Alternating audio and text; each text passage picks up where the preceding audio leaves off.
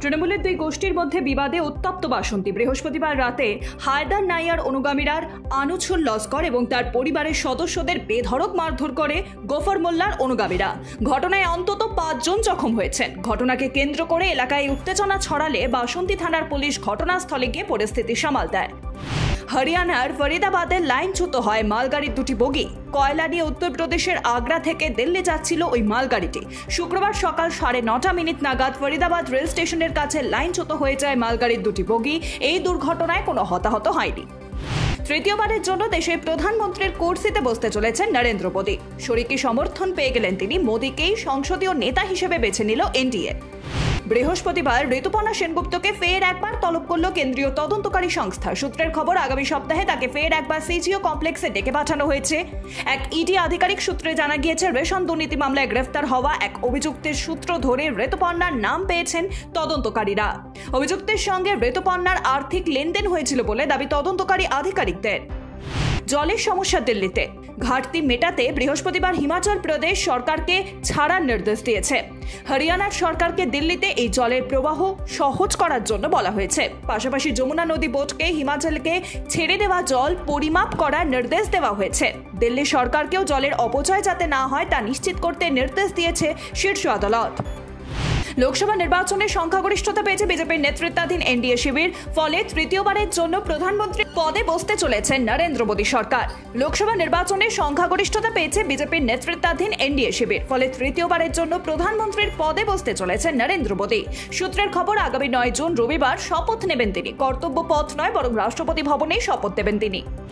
তৃতীয়বারের জন্য প্রধানমন্ত্রীর পদে শপথ নিতে চলেছেন নরেন্দ্র মোদী। শপথ নেওয়ার সময় সেখানে উপস্থিত থাকতে চলেছেন ইটালির প্রধানমন্ত্রী জর্জিয়া মেলোনি, মালদ্বীপের প্রেসিডেন্ট মোহাম্মদ মুইজু, ভুটানের প্রধানমন্ত্রী সেরিং তোগবে, শ্রীলঙ্কার প্রেসিডেন্ট রনিল বিক্রমসিংহে, ইসরায়েলের প্রধানমন্ত্রী বেঞ্জামিন নেতানিয়াহু এবং ইউক্রেনের প্রেসিডেন্ট ভ্লাদিমির জেলেনস্কি, রাশিয়ার প্রেসিডেন্ট ভ্লাদিমির পুতিন সহ অনেকেই।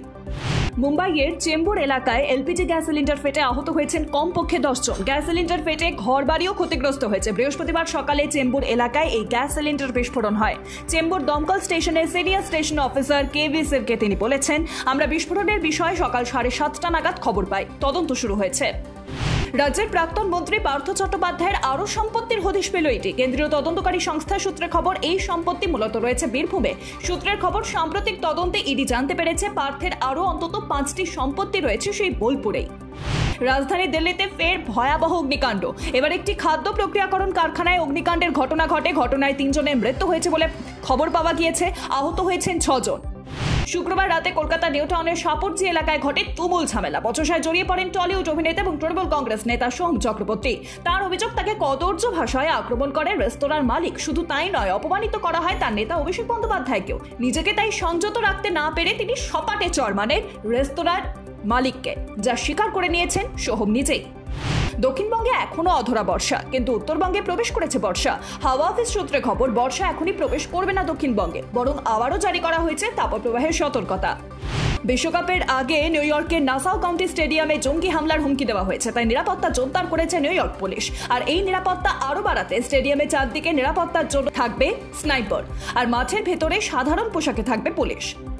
বুধবার ইন্দোনেশিয়া ওপেন থেকে ছিটকে গেলেন পিভি সিন্ধু। এদিন ইন্দোনেশিয়া ওপেনের প্রথম রাউন্ডে চাইনিজ তাইপের হুয়েন চির কাছে 15-21, 21-15, 14-22 হেরে যান তিনি। মাত্র 1 ঘন্টা 10 মিনিটের মাথায় হুয়েন চি তাকে হারায়। এরপর টুর্নামেন্ট থেকে বিদায় নেন সিন্ধু। বিয়ের 3 বছরের মাথায় কন্যা সন্তানের বাবা হলেন বরুণ ধওয়ান এবং তার স্ত্রী নাতাশা দালাল। সোমবার রাতে কন্যা সন্তানের জন্ম দেন নাতাশা। এদিন ইনস্টাগ্রামে একটি ভিডিও পোস্ট করে সুখবরটি জানান বরুণ। আর এরপরই নতুন বাবা মাকে শুভেচ্ছায় ভরিয়ে দিয়েছেন করণ জোহর, আলিয়া ভাট, প্রিয়াঙ্কা চোপড়ার মতো একাধিক বলি তারকা।